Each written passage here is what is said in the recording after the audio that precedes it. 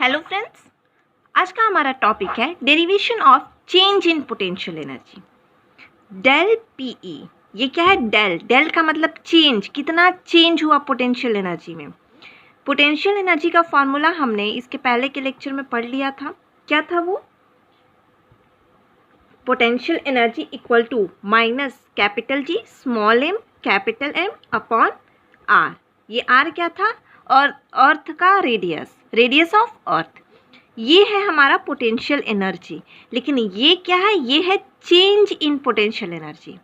Del PE is equal to M G H. ये formula कैसे आया, हम इसको डराइव करेंगे। तो चलिए स्टार्ट करते हैं। ये अर्थ है हमारा, पृथ्वी, अर्थ, ये अर्थ है। और ये जो पोटेंशियल एनर्जी का फॉर्मूला हमारा आया था, ये कहाँ का आया था? At the surface of earth, पृथ्वी के सतह पर। ये फॉर्मूला जो आया था वो पृथ्वी के सतह पर के लिए आया था, ऊपर नीचे के लिए नहीं। कहीं ऊपर के लिए अगर कहा जाए कि पृथ्वी से 10 किलोमीटर ऊपर, 100 किलोमीटर ऊपर, तो उसका ये फॉर्मूला नहीं था। ये फॉर्मूला था पृथ्वी के सतह पर कितना पोटेंशियल एनर्जी है उसका। और अभी हम पढ़ेंगे चेंज इन पोटेंशियल एनर्जी, मतलब पृथ्वी की सतह पर तो इतना है, लेकिन चेंज, जैसे कि अगर हम 10 किलोमीटर ऊपर जाते हैं, 20 किलोमीटर ऊपर जाते हैं, 100 किलोमीटर ऊपर जाते हैं, तो पोटेंशियल एनर्जी में कितना चेंज होगा, कितना बदलाव होगा, उसका ये फॉर्मूला है। और इसको आज हम डिराइव करेंगे, ठीक है। तो potential energy at surface of the earth, पृथ्वी के सतह पर कितना होता है? Minus G M M upon R. R है अर्थ का रेडियस है, स्मॉल एम इस छोटे से ऑब्जेक्ट का मास है, कैपिटल एम अर्थ का मास है, और जी कांस्टेंट होता है, ग्रेविटेशनल कांस्टेंट, ठीक है। तो ये है एट सरफेस ऑफ अर्थ, पृथ्वी के सतह पर, एट सरफेस ऑफ अर्थ। अब हम अर्थ के सरफेस से थोड़ा ऊपर जाते हैं। ये एक ऑब्जेक्ट है, इस ऑब्जेक्ट को हम पृथ्वी के सतह से यहाँ तक लेकर के आए, h1 हाइट तक। ये हाइट पृथ्वी के सतह से यहाँ तक h1 हाइट है। ये पूरा कितना है? h1 height. h1 हाइट तक हम किसी ऑब्जेक्ट को लेकर के आए, यहाँ तक लेकर के आए। तो यहाँ तक जब हम लाए, तो यहाँ तक लाने के लिए कोई ताकत चाहिए, हमें कोई काम करना पड़ा, वर्क करना पड़ा। यहाँ से यहाँ तक लाने के लिए हमें ताकत लगाना पड़ा। वो वर्क कितना होगा? किसी भी ऑब्जेक्ट को पृथ्वी से h1 हाइट तक ले जाने के लिए कुछ ना कुछ काम करना पड़ा, और वर्क की वजह से ही तो। वर्क करते कब है हम? जब हमारे पास एनर्जी होता है। तो वर्क ही एनर्जी है, जो वर्क डन होता है वो एनर्जी से होता है। तो यहाँ से यहाँ तक लाने के लिए हमें एनर्जी ही निकालना है ना। तो यहाँ से यहाँ तक ले जाने के लिए हमें कितना काम करना पड़ा, कितना वर्क डन करना पड़ा। तो कैसे वो निकालेंगे हम? इसके हेल्प से हम समझते हैं। मान लीजिए ये पृथ्वी है, ठीक है, ये पृथ्वी है, और ये एक ऑब्जेक्ट है जो पृथ्वी के ऊपर है, ठीक है। तो इस ऑब्जेक्ट को हमें h1 हाइट तक लेकर जाना है। तो कैसे लेकर के जाएंगे? तो देखिए, इसको हम ऐसे खींचेंगे, ऐसे खींचती हूँ, देखिए, इसको हम ऐसे खींचेंगे h1 हाइट तक ले जाएंगे। तो इसको हम खींच रहे हैं ना, इसको हमें खींचना पड़ रहा है, ताकत लगाना पड़ रहा है, वर्क करना पड़ रहा है, वर्क डन करना पड़ रहा है। कितना वर्क डन करना पड़ रहा है?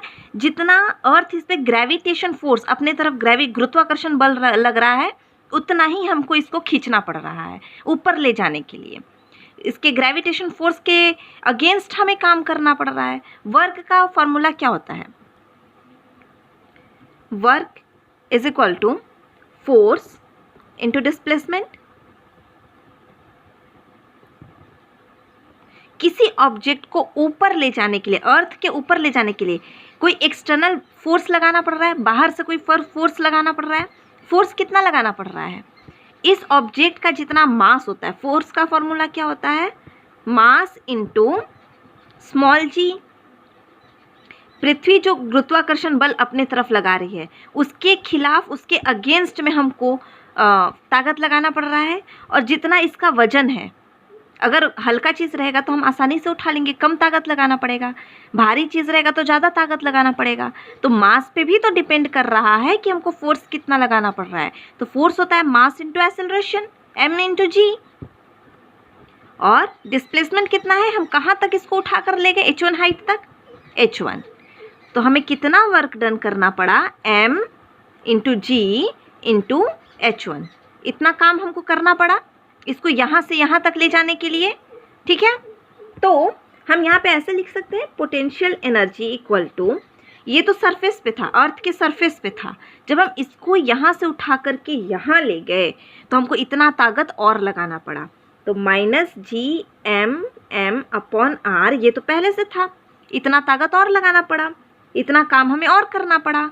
एनर्जी और वर्क सेम ही होता है ना, जितना हमारे पास एनर्जी रहेगा हम उतना काम करेंगे। वर्क का यूनिट क्या होता है, जूल, एनर्जी का क्या होता है, जूल। तो इसमें हम वर्क डन को ऐड करेंगे, कितना हमें काम करना पड़ा, यहाँ से यहाँ तक ले जाने के लिए कितना काम करना पड़ा, तो mgh1 ये काम करना पड़ा। ये हमारा आ गया इक्वेशन नंबर 1। अब इसको हम एक वस्तु को लेते हैं, यहाँ से दूसरी वस्तु लेते हैं, यहाँ से हम h1 तक नहीं, h1 से भी ज़्यादा ऊपर तक लेके जा रहे हैं, कोई h2 हाइट तक, h2 हाइट पे ले गए। इसका मास सेम है, जितना इसका मास है ना वही इसका इसका भी इतना ही मास है, दोनों का मास सेम है, बस ये h2 हाइट तक ले गया गया। ठीक है, तो इसका पोटेंशियल एनर्जी कैसे निकालेंगे, minus G small m capital M upon R, small m same है, दोनों का मास स्मॉल m के जितना है, प्लस इसको यहाँ तक ले जाने में कितना काम करना पड़ा, तो mg, मास तो उतना ही है, जी, अर्थ का जी का वैल्यू सेम है, क्योंकि अर्थ के जी का वैल्यू थोड़ा सा ऊपर अगर हम ले जाते हैं, देखिए अर्थ के रेडियस के तुलना में,